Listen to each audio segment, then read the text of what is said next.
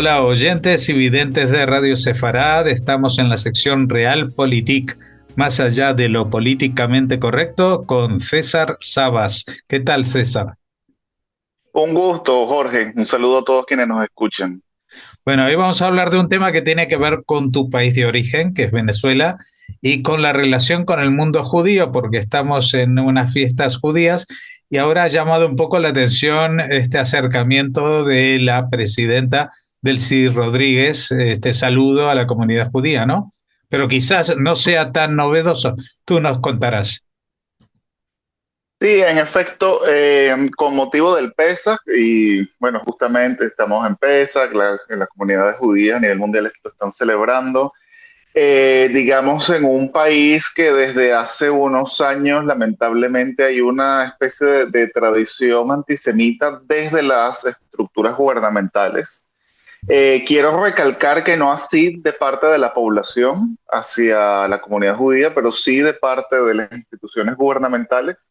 Hubo una sorpresa porque la nueva presidenta de Venezuela, interina para muchos, electa para Trump, encargada para el régimen, bueno, pero el hecho es que la presidenta actual de Venezuela sorprendió el 1 de abril a muchos cuando graba un video felicitando a la comunidad judía venezolana por el Pesaj.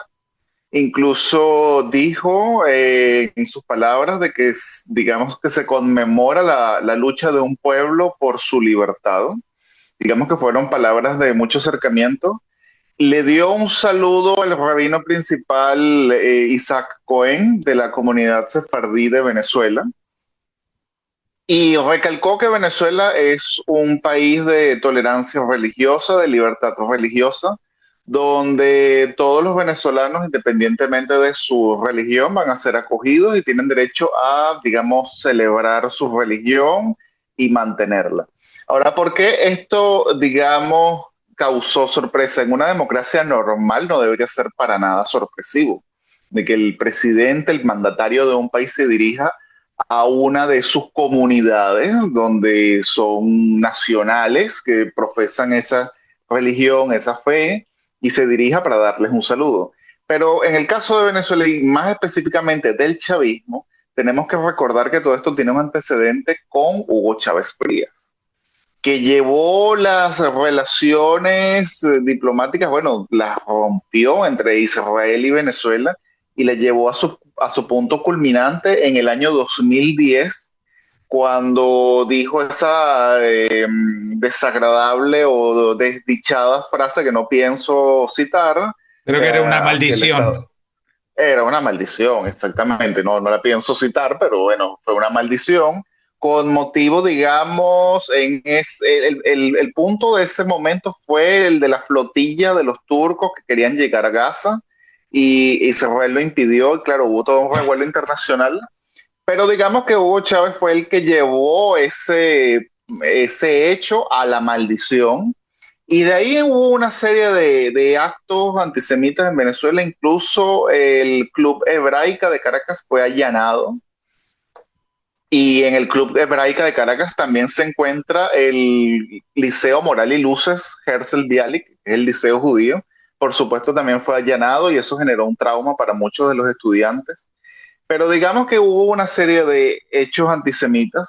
Posteriormente, cuando muere Chávez, con Nicolás Maduro, como había, digamos, el antecedente de que el apellido Maduro es de origen sefardí, quiero dejar en claro, porque eso también se dijo que Maduro era judío, no, él no es que es judío, sino que como muchas personas pues pueden tener algún origen sefardí de cuando la Inquisición española, Maduro aparentemente es uno de esos apellidos, no sé qué tan cercano o qué tan lejanos sean los ancestros de él, pero digamos que en ese momento el rabino Isaac Cohen de la comunidad sefardí pensó que era una buena oportunidad para tejer puentes con el régimen que se estaba instalando, ya no digamos que para favorecer al Estado de Israel, ni muchísimo menos, pero teniendo en mente de que viven judíos en Venezuela, todavía había una vida judía en Venezuela y sinagogas, pensando en su comunidad, por lo menos para, digamos, bajar las tensiones entre el régimen y la comunidad judía venezolana. El detalle es que hubo siempre una alianza muy estrecha entre este régimen venezolano, ahora con Maduro, y la República Islámica de Irán. A raíz de las sanciones, el régimen no va a obtener los diluyentes, empiezan las refinerías a dañarse, y así como Chávez había llamado a los iraníes en un momento, en ese entonces estaba Mahmoud Ahmadinejad, que tenía un discurso muy radical, tenía una visión demasiado ideologizada de la política exterior. Ahora Maduro los va a volver a llamar y estos iraníes lo van a enseñar a reparar refinerías con sanciones. Recordemos que Irán tiene décadas en sanciones y ha logrado sobrevivir a ellas. Y cómo eludir las sanciones petroleras. Entonces, digamos que esta relación, que era muy estrecha cuando Chávez, que empezó a enfriarse con la llegada de Maduro, luego vuelve a surgir en el 2015. Y lo que pudo haber sido un acercamiento entre la comunidad judía venezolana y el régimen vuelve otra vez a enfriarse. Viene el 3 de enero y hay no un cambio de régimen en Venezuela, pero sí un cambio de facciones dentro del régimen. La facción de Maduro está saliendo por completo, no solamente porque él y su esposa están en una prisión en Estados Unidos, sino porque la facción que se monta, que es la de los hermanos Rodríguez, apoyada por Diosdado Cabello, y esto es muy importante entender cómo funcionaba y cómo sigue funcionando el régimen actual. Digamos que era una especie de G5 con tres facciones, la pareja presidencial, que ahora está en la cárcel, los hermanos Rodríguez y el todopoderoso de las fuerzas del orden, de las armas, Diosdado Cabello, gobernaban el país. Una vez que sale la pareja presidencial, los Rodríguez con los Cabellos empiezan a perseguir toda la facción de Maduro, entre ellos Alex Saab. Y anteriormente, ya con Maduro, uno de los perseguidos fue Tarek El Aissami. Y Tarek El Aissami había sido el hombre de Irán en Venezuela. Con la salida de Tarek El Aissami, estando todavía Maduro, ya hubo una pérdida de poder de Irán.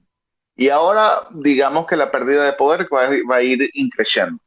Entonces, ¿por qué lo traigo a colación?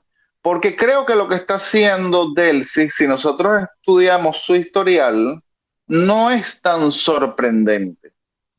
Y de hecho, si analizamos un poco más lo que está haciendo el chavismo actual en Venezuela, pudiera confundir a muchos que tienen una visión maximalista o que Venezuela va a ser completamente antioccidental o que Venezuela está completamente tutelada por Estados Unidos. ¿Por qué lo digo? Porque así como le manda un mensaje a la comunidad judía venezolana, todavía no ha roto relaciones con Irán. Y de hecho todavía está la sede diplomática de Irán en Venezuela en activo. Pero a su vez el régimen no se está solidarizando con Irán en esta guerra. Y de hecho la única vez que ellos, digamos que lanzan un comunicado al principio de la guerra, fue condenando, digamos, la guerra en general, ni siquiera mencionaron a Estados Unidos ni a Israel, y se solidarizan con las petromonarquías del Golfo, sobre todo con Qatar y con los Emiratos Árabes Unidos. ¿Y a dónde voy? Delcy Rodríguez representaba a la facción del chavismo que era más bien cercana a Turquía y a Qatar. No digamos que son títeres de ellos, pero sí tenían una visión positiva de lo que es la política exterior turca y catarí, mucho más que digamos, la facción de Maduro que era pro-iraní. ¿Y a dónde voy? La política, o como Delcy ve a Venezuela, es una especie de Turquía en el Caribe. ¿A dónde quiero llegar? Una dictadura estable, con una apariencia mínima de democracia, y que no es occidental, pero tampoco termina siendo antioccidental. De hecho, Turquía está incluso en la OTAN y se la lleva bien con Estados Unidos. Hay momentos de tensión, pero al final siempre negocia.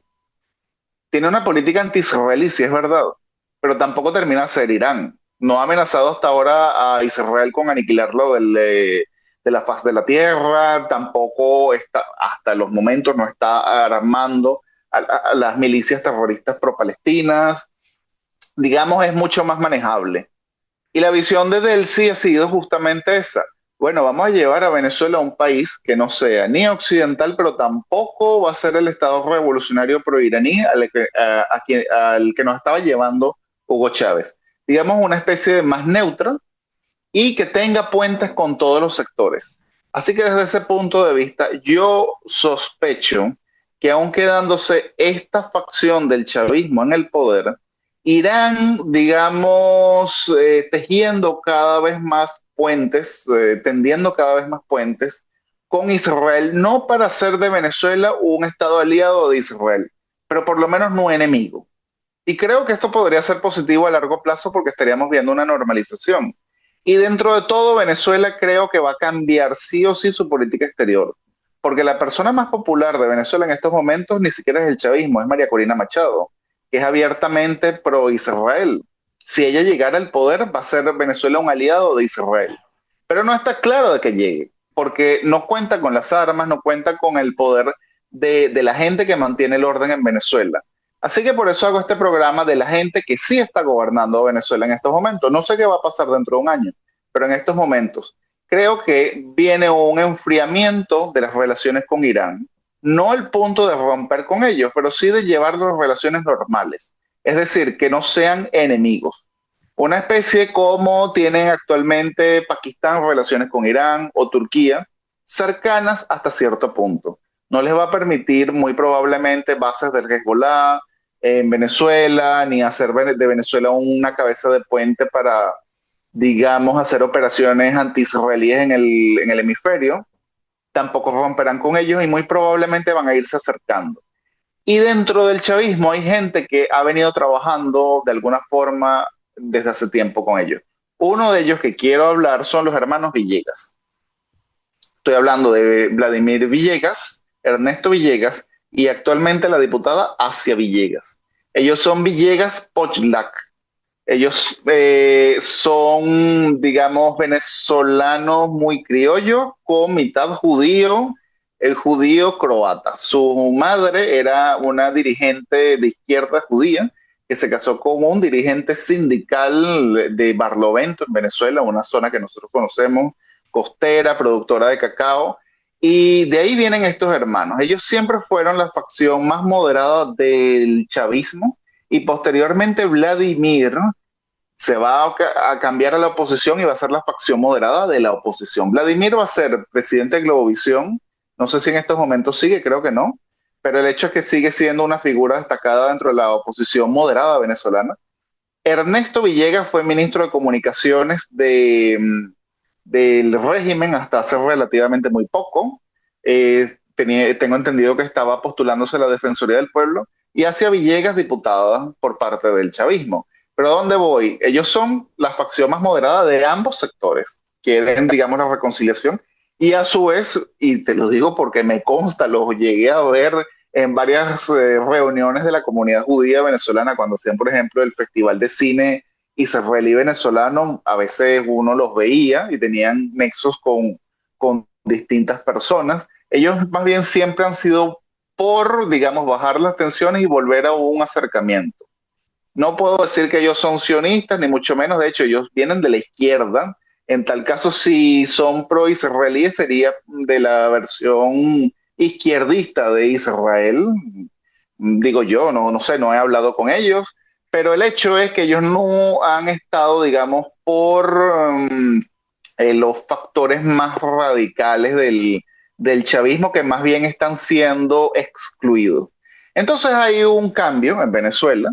Creo que ha habido una especie de mala interpretación de lo que ha habido en Venezuela a raíz del 3 de enero. Eh, Tal vez en algún momento podremos hablar más a fondo, pero digamos que muchos de los sucesos que han venido pasando después del 3 de enero se han dado demasiado rápido como para que sea todo por orden de Estados Unidos y en efecto hay un proyecto de los hermanos Rodríguez de cambiar el chavismo, no hacerlo como tal de Venezuela un país democrático y occidental, pero tampoco la dictadura antioccidental que tenía Maduro y anteriormente Chávez. Y muy probablemente esto venía negociándose desde hace ya un tiempo. De hecho, Delcy Rodríguez había viajado varias veces a Doha, la capital de Qatar, inclusive durante el primer gobierno de Donald Trump, y había hecho ya, digamos, ciertos acuerdos, así que no me extrañaría que muchas de las cosas que pasaron en el 3 de enero ya venían negociándose de antemano. Y entre ellos está la nueva actitud de Venezuela con el mundo. Así que, pues, ¿qué es lo que me espero? Me espero justamente esto. También en vista de los acontecimientos del Medio Oriente, creo que Venezuela tiene una buena oportunidad de aprovechar toda la caída de la industria petrolera que va a haber en el Medio Oriente inevitablemente. Y Venezuela, que es un país con tantas reservas, va a necesitar inversiones. Y los hermanos Rodríguez, si algo saben, es que dentro de las inversiones que necesitan para atraer a Venezuela, van a estar muchos capitales que tendrán de alguna u otra forma algún origen judío, multimillonarios de Nueva York, accionistas en la industria petrolera. Yo no tengo la lista, pero estemos claros. Y ellos que son la izquierda pragmática, muy probablemente que lo estén pensando. Así que sí creo que viene un cambio en Venezuela. Si viniera María Corina, pues va a ser un cambio radical, pero si se quedan los Rodríguez, yo creo que inevitablemente vamos a seguir viendo un cambio en la posición de Venezuela. Empieza con un cambio discursivo, pero estoy seguro de que va a haber un cambio político en las relaciones con Israel, tal vez a mediano plazo. Ah, y un detalle que se me olvidó y no lo quería pasar por alto. Dentro del chavismo también hay otro, digamos, personaje que venía trabajando, digamos, este cambio desde hace ya un tiempo. Y hablo de Nicolás Maduro Guerro, el hijo de Nicolás Maduro, alias Nicolásito. Por supuesto que él asciende en la política de la mano de su padre, llega a ser diputado y su padre lo nombra como el encargado de la política religiosa del país. Digamos, el nexo entre Miraflores y las comunidades religiosas. Por supuesto, los católicos iba mucho, pero entre ellos también la comunidad judía. Y él dijo, ya posteriormente el 3 de enero, ya ahí los sucesos del 3 de enero, a él le dan cierto protagonismo como para hacer ver dentro de las bases chavistas de que no había una ruptura, que ellos continuaban, pero en la Asamblea Nacional, como 2 semanas después del 3 de enero, él da un discurso diciendo que su perspectiva era que Venezuela tuviese relaciones positivas con todos los países, con Irán, con Pakistán, Arabia Saudita, Israel, y cita otro. Él cita a Israel muy poco, continúa, pero digamos que es un hecho que causó revuelo, y causó revuelo dentro de los mismos chavistas, que dijeron, ¿qué? ¿Cómo vamos a tener relaciones con un Estado genocida y tal? Bla, bla, bla. Pero el hecho es que él cita a Israel. En ese discurso, eh, es, digamos, muy fuerte porque acuérdense que estamos hablando de un régimen, el mismo régimen que incluso maldijo a Israel hace ya varios años con todo este discurso antisemita y que el hijo del ahora expresidente encerrado diga que él, digamos, quiere una normalización con Israel, que ya la presidenta actual también lo está diciendo. Creo que podemos ver que la tendencia al menos dentro de las grandes figuras del chavismo en Venezuela, va hacia eso. Una pregunta quería hacerte, porque hubo una noticia que no sé si está comprobada o no, que dice que Irán estaba explotando cantidades muy grandes de producción de uranio que hay en tierras venezolanas. ¿Tú sabes algo de eso? Porque sería Mira, eso, material para el desarrollo de bombas atómicas, evidentemente. mira, primero Irán tiene mina de uranio. Creo que la inmensa mayoría del uranio que ha utilizado Irán es de extracción nacional. Venezuela sí tiene uranio, tal vez, es un país muy rico, pero no tiene verdadera mina conocida de uranio. Es decir, si hay una explotación de uranio, en estos momentos no es conocido. He escuchado gente que supuestamente ha extraído uranio de Venezuela, pero no sé cuántas cantidades. Y cuando es algo así artesanal, generalmente es mínimo. Si hubiese sido, digamos, más que un rumor y una noticia bastante confirmada, yo creo que hubiese sido un escándalo dentro de la prensa israelí. Hasta los momentos he visto este escándalo más bien en prensa hispanoparlante y no a nivel internacional. Pero quiero, digamos, tranquilizar a la audiencia con algo. El problema no es tanto el uranio bruto que se puede extraer no es tanto el problema, es un material radioactivo, pero no tan radioactivo como se cree.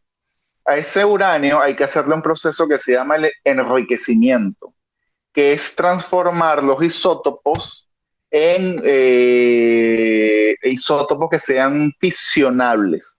Es decir, que estos isótopos hagan que los átomos hagan la fisión y esa fisión genera la producción nuclear. Eso es un proceso muy complicado. Un uranio bruto, como el que podría darle el chavismo a Irán, es fisionable un 0,7%. Eso no es suficiente ni siquiera para hacer la energía nuclear. Habría que meterlo en un proceso complicado, el enriquecimiento, para llevarlo del 3,5 al 5% y hasta el 90% para hacer la bomba atómica. Hasta los momentos con Irán el problema es el del enriquecimiento.